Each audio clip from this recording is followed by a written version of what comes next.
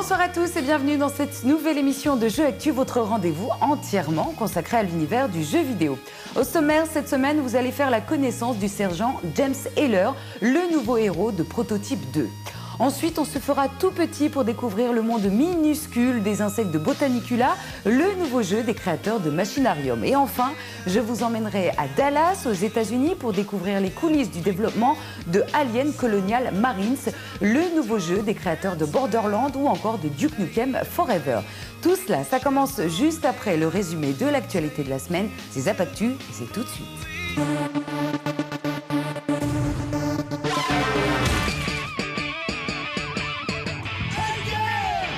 Salut et bienvenue dans Zap Actu, l'essentiel des news importantes de la semaine. C'est parti.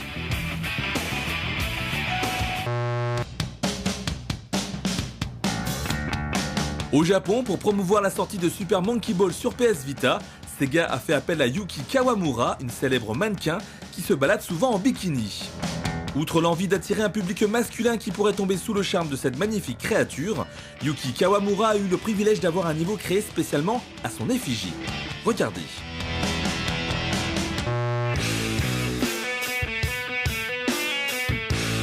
Les voici enfin les toutes premières images officielles de Crysis 3 qui arrivera en 2013 sur PC, Xbox 360 et PlayStation 3.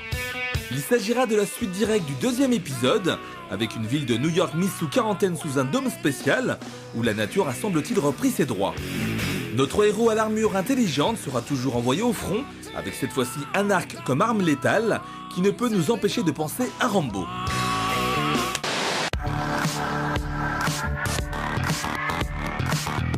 Après des années de rumeurs, God of War 4 a été officialisé par Sony, qui confirme l'arrivée du jeu sur PlayStation 3 au printemps de l'année 2013. L'histoire de cette suite se déroulera avant le premier épisode, et l'on pourra découvrir un Kratos différent, mais toujours aussi énervé, on imagine. Allez, plus qu'un an à attendre.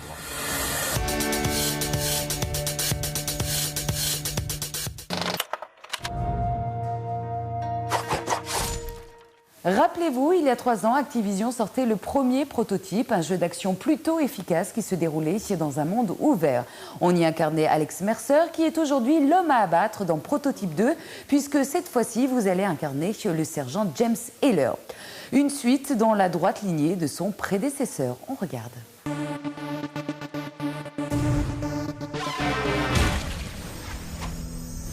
Le Black Watch a été créé pour protéger l'Amérique d'attaques biologiques. En 1963, notre nouveau virus, le Black Light, a décimé la ville de Hope, dans l'Idaho. Développé par les Canadiens de Radical Entertainment, le premier prototype avait réussi à faire son trou malgré une forte concurrence. Une suite a donc été programmée par Activision, un peu tard il faut dire, surtout quand on voit que ce second numéro s'apparente plus à une grosse mise à jour qu'à une véritable suite.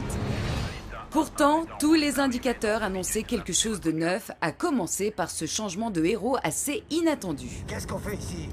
On est censé maintenir la paix, gérer les civils, tout ça. Le joueur incarne désormais le sergent James Heller qui va partir à la recherche d'Alex Mercer, le héros du premier épisode après que ce dernier l'ait contaminé et provoqué la mort de sa femme et de sa fille. Va alors s'en suivre une course-poursuite dans un New York ravagé par les ruines et le virus, un environnement connu de ceux qui ont joué au premier prototype. Cet effet de doublon se retrouve aussi dans les graphismes, assez proches du premier opus, même si on sent que des améliorations ont été apportées au moteur graphique. Cela dit, à titre de comparaison, Infamous 2 est nettement plus beau que ce prototype 2 qui propose aussi un gameplay similaire à son aîné. Le joueur évolue dans un monde ouvert avec la possibilité de prendre de la hauteur grâce au pouvoir acquis par James Heller. Grâce au virus, il peut matérialiser à peu près tout ce qu'il veut, avec des compétences à débloquer au fil de l'aventure.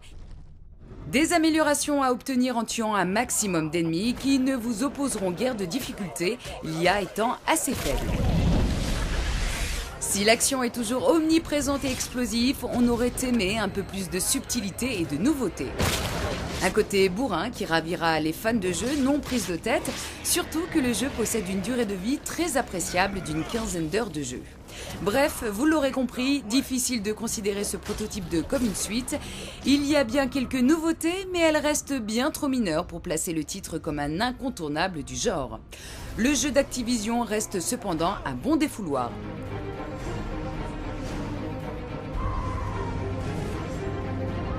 La note Jeux Actu, 14 sur 20.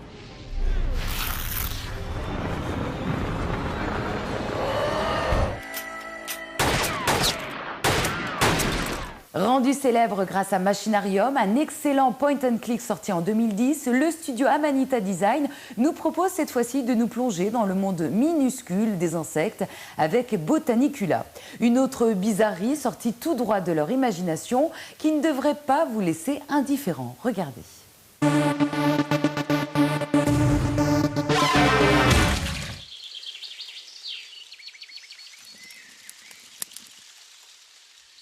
Si les FPS et les jeux de stratégie sont nombreux sur PC, les jeux de réflexion ont également leur mot à dire.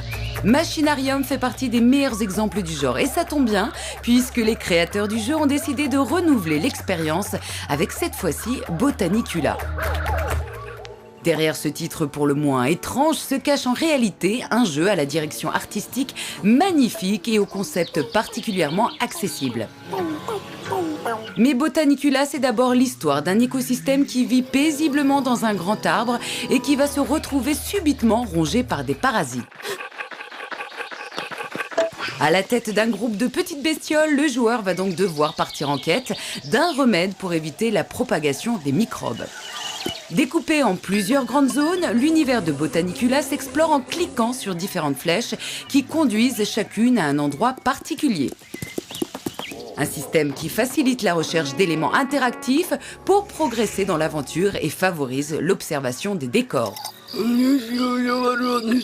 Ces derniers déversent une sorte de vitalité printanière impressionnante et poussent à essayer de toucher, de participer à cet univers microscopique. La moindre feuille peut cacher un mélange improbable entre une chenille et un pivert, un cocon qui joue de la musique ou des inventions croisant le mignon et le farfelu. En plus de ces graphismes fabuleux, Botanicula invite aussi le joueur à résoudre tout un tas d'énigmes, comme c'est le cas dans la majorité des point and click. Ces épreuves se montrent particulièrement originales et ne manquent pas d'humour. Du coup, on regrette que l'aventure ne soit pas plus longue et il ne faudra que 4 heures pour venir à bout de Botanicula qui offre une expérience de jeu suffisamment unique pour que l'on s'en souvienne pendant longtemps. La note Jeux Actu, 17 sur 20.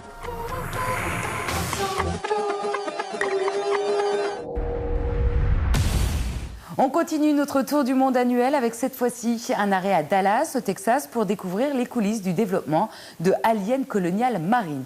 C'est le studio Gearbox Software, les créateurs de Borderlands ou encore du dernier Duke Nukem qui sont aux commandes. Et voici le résumé de notre séjour sur place en compagnie de Laurélie et de Vincent, nos 2 envoyés spéciaux.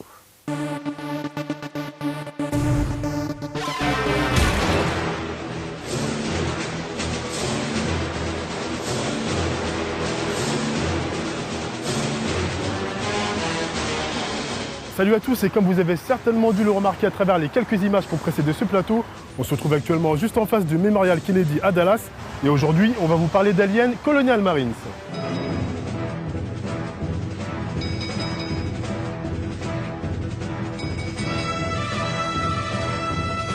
C'est en effet dans la ville texane que se trouvent les studios de Gearbox Software. Nous allons donc avoir l'occasion d'en apprendre davantage sur le jeu, que nous avions d'ailleurs déjà aperçu l'année dernière à l'E-Cube de Los Angeles. Alors installez-vous confortablement et savourez.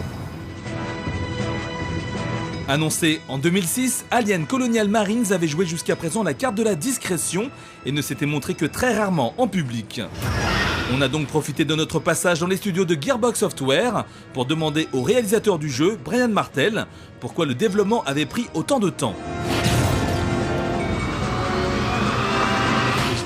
En réalité, le développement du jeu n'a pas commencé depuis si longtemps. Ce n'est pas évident de travailler sur une licence comme Alien. L'une des premières choses que nous avons dû faire, c'est de repenser les effets de lumière pour obtenir un résultat digne d'un jeu Alien. Faire en sorte que les aliens soient effrayants, que les combats soient intenses et d'autres choses encore. Les développeurs l'ont répété à plusieurs reprises, Alien Colonial Marine sera plus qu'un jeu et permettra aux fans de faire le lien avec les films de la saga. L'histoire d'Alien Colonial Marine se déroule juste après les événements d'Alien 3. Et nous savons grâce au film Alien que les Marines étaient encore en vie et qu'ils pouvaient toujours être secourus après avoir activé leur signal de détresse. Je pense notamment au passage où Ellen Ripley demande au caporal X « Quel est le délai pour qu'une équipe de secours nous vienne en aide ?» X répond « 17 jours ». Et là, William Hudson crie « 17 jours ? Mais on ne tiendra même pas 17 heures !»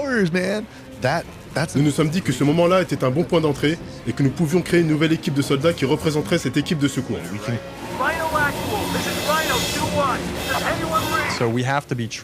On devait rester fidèle à l'esprit Alien, et la première chose qui s'imposait, c'était de traiter le jeu comme s'il s'agissait d'un véritable film, comme s'il était question de la sortie d'une suite au cinéma. Ce qui signifie que l'on devait être conforme à la saga et rester cohérent avec la chronologie des films. Il y avait donc un certain nombre de restrictions à respecter et on ne pouvait pas faire comme si Newt était encore vivante alors qu'elle meurt dans Alien 3. On devait réfléchir à la manière d'intégrer ce que nous aimions dans Alien 3, mais aussi dans Alien en général, et faire en sorte d'obtenir un résultat harmonieux. Les graphismes d'Alien Colonial Marines ont fait l'objet d'un soin tout particulier, et notamment les effets de lumière qui renforcent l'ambiance angoissante tout au long de l'aventure. Un aspect du jeu dont les équipes du studio se sont montrées particulièrement fières.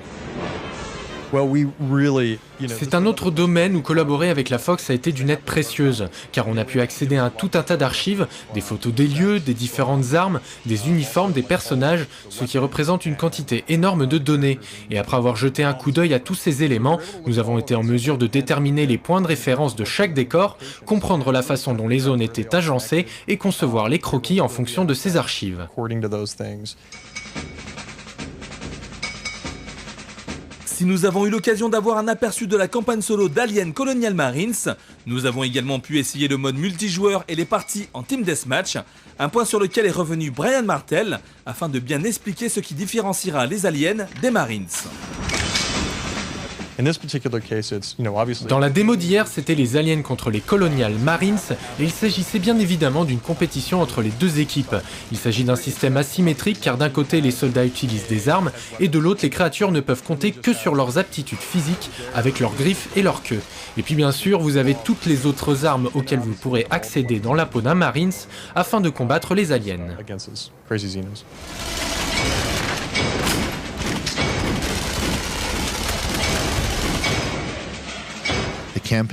La campagne principale du jeu peut être jouée seule ou en coopération avec des amis. On peut en tirer profit pour mettre en place des tactiques et s'entraider, mais le jeu reste amusant en solo car vous êtes en compagnie d'autres soldats qui vont vous épauler pendant les combats et vous couvrir, ou bien essayer de comprendre ce qu'il se passe dans les différents endroits que vous allez explorer. L'ensemble de ces personnages, aussi bien ceux contrôlés par l'IA que les joueurs, peuvent interagir entre eux.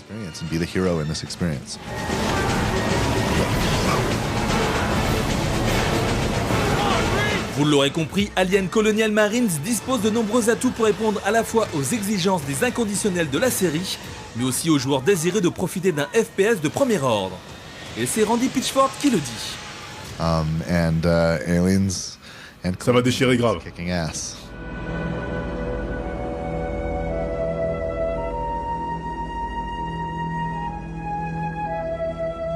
Et bien voilà, ce reportage consacré à Alien Colonial Marines touche maintenant à sa fin. J'espère que vous avez pris beaucoup de plaisir à le regarder. Et puis en ce qui nous concerne, on vous donne déjà rendez-vous pour de nouvelles aventures. Je vous laisse en excellente compagnie. À bientôt.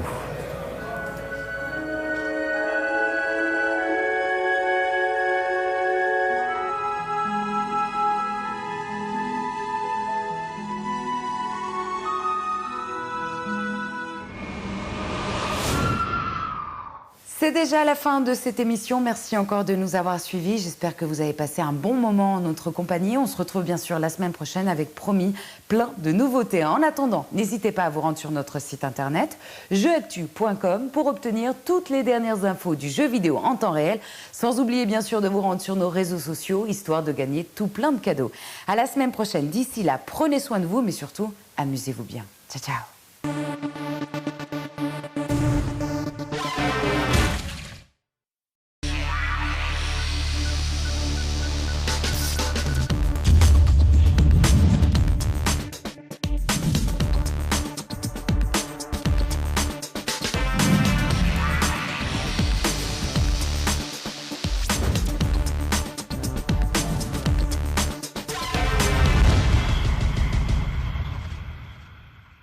Bonsoir à tous et bienvenue dans cette nouvelle émission de Jeux Actu, votre rendez-vous entièrement consacré à l'univers du jeu vidéo.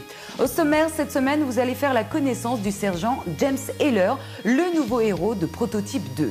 Ensuite, on se fera tout petit pour découvrir le monde minuscule des insectes de Botanicula, le nouveau jeu des créateurs de Machinarium. Et enfin, je vous emmènerai à Dallas, aux États-Unis, pour découvrir les coulisses du développement de Alien Colonial Marines, le nouveau jeu des créateurs de Borderlands ou encore de Duke Nukem Forever.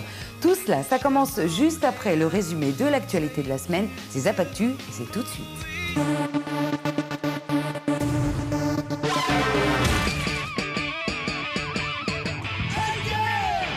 Salut et bienvenue dans Zap Actu, l'essentiel des news importantes de la semaine. C'est parti.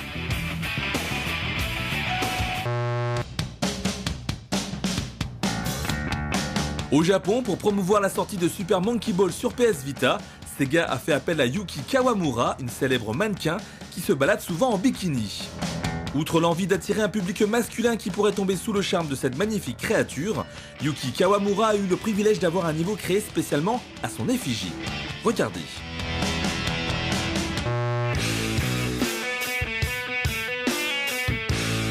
Les voici enfin les toutes premières images officielles de Crysis 3 qui arrivera en 2013 sur PC, Xbox 360 et PlayStation 3. Il s'agira de la suite directe du deuxième épisode, avec une ville de New York mise sous quarantaine sous un dôme spécial, où la nature a semble-t-il repris ses droits. Notre héros à l'armure intelligente sera toujours envoyé au front, avec cette fois-ci un arc comme arme létale, qui ne peut nous empêcher de penser à Rambo.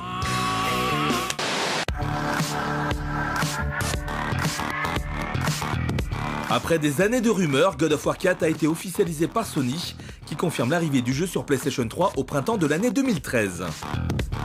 L'histoire de cette suite se déroulera avant le premier épisode, et l'on pourra découvrir un Kratos différent, mais toujours aussi énervé, on imagine. Allez, plus qu'un an à attendre.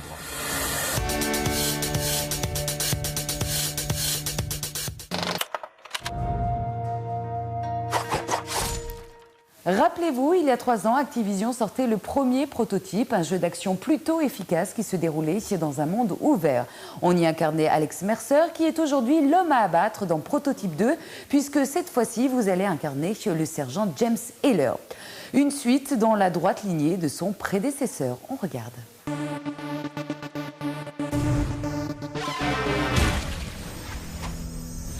Le Black Watch a été créé pour protéger l'Amérique d'attaques biologiques. En 1963, notre nouveau virus, le Black Light, a décimé la ville de Hope, dans l'Idaho. Développé par les Canadiens de Radical Entertainment, le premier prototype avait réussi à faire son trou malgré une forte concurrence. Une suite a donc été programmée par Activision, un peu tard il faut dire, surtout quand on voit que ce second numéro s'apparente plus à une grosse mise à jour qu'à une véritable suite. Pourtant, tous les indicateurs annonçaient quelque chose de neuf, à commencer par ce changement de héros assez inattendu. Qu'est-ce qu'on fait ici? On est censé maintenir la paix, gérer les civils, tout ça. Le joueur incarne désormais le sergent James Heller qui va partir à la recherche d'Alex Mercer, le héros du premier épisode après que ce dernier l'ait contaminé et provoqué la mort de sa femme et de sa fille. Va alors s'en suivre une course-poursuite dans un New York ravagé par les ruines et le virus, un environnement connu de ceux qui ont joué au premier prototype. Cet effet de doublon se retrouve aussi dans les graphismes, assez proches du premier opus, même si on sent que des améliorations ont été apportées au moteur graphique. Cela dit, à titre de comparaison, Infamous 2 est nettement plus beau que ce prototype 2 qui propose aussi un gameplay similaire à son aîné. Le joueur évolue dans un monde ouvert avec la possibilité de prendre de la hauteur grâce au pouvoir acquis par James Heller. Grâce au virus, il peut matérialiser à peu près tout ce qu'il veut avec des compétences à débloquer au fil de l'aventure. Des améliorations à obtenir en tuant un maximum d'ennemis qui ne vous opposeront guère de difficultés, l'IA étant assez faible. Si l'action est toujours omniprésente et explosive, on aurait aimé un peu plus de subtilité et de nouveauté. Un côté bourrin qui ravira les fans de jeux non prises de tête, surtout que le jeu possède une durée de vie très appréciable d'une quinzaine d'heures de jeu. Bref, vous l'aurez compris, difficile de considérer ce prototype 2 comme une suite. Il y a bien quelques nouveautés, mais elles restent bien trop mineures pour placer le titre comme un incontournable du genre. Le jeu d'Activision reste cependant un bon défouloir.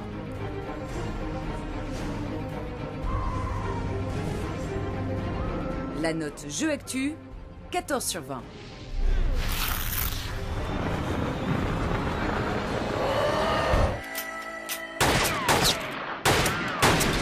Rendu célèbre grâce à Machinarium, un excellent point and click sorti en 2010, le studio Amanita Design nous propose cette fois-ci de nous plonger dans le monde minuscule des insectes avec Botanicula. Une autre bizarrerie sortie tout droit de leur imagination qui ne devrait pas vous laisser indifférent. Regardez.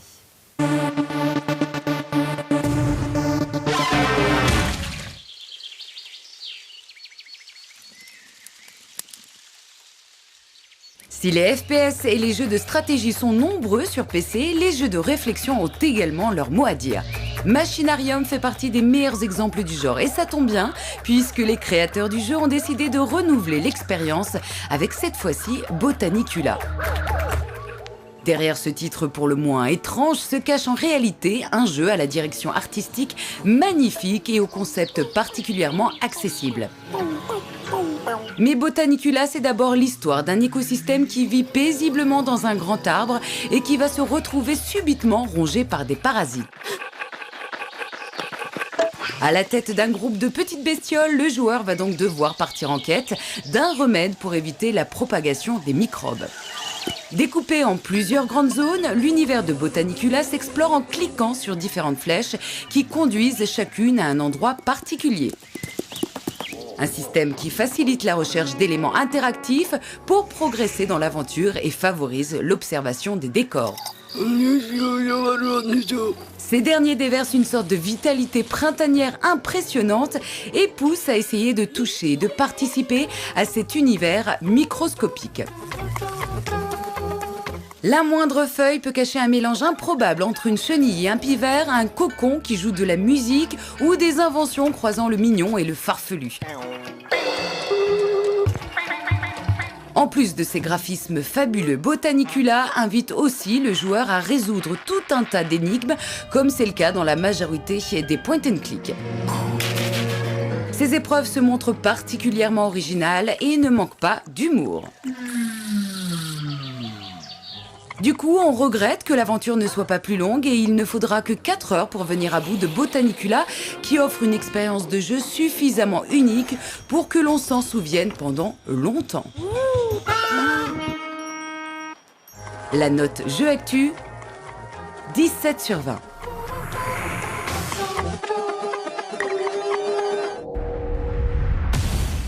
On continue notre tour du monde annuel avec cette fois-ci un arrêt à Dallas, au Texas, pour découvrir les coulisses du développement de Alien Colonial Marines. C'est le studio Gearbox Software, les créateurs de Borderlands ou encore du dernier Duke Nukem qui sont aux commandes. Et voici le résumé de notre séjour sur place en compagnie de Laurélie et de Vincent, nos 2 envoyés spéciaux.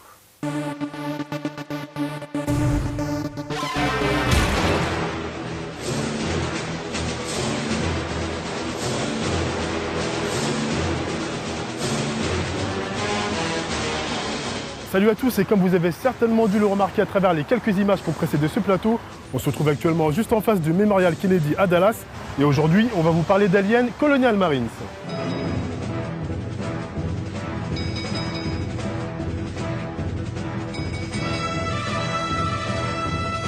C'est en effet dans la ville texane que se trouvent les studios de Gearbox Software. Nous allons donc avoir l'occasion d'en apprendre davantage sur le jeu, que nous avions d'ailleurs déjà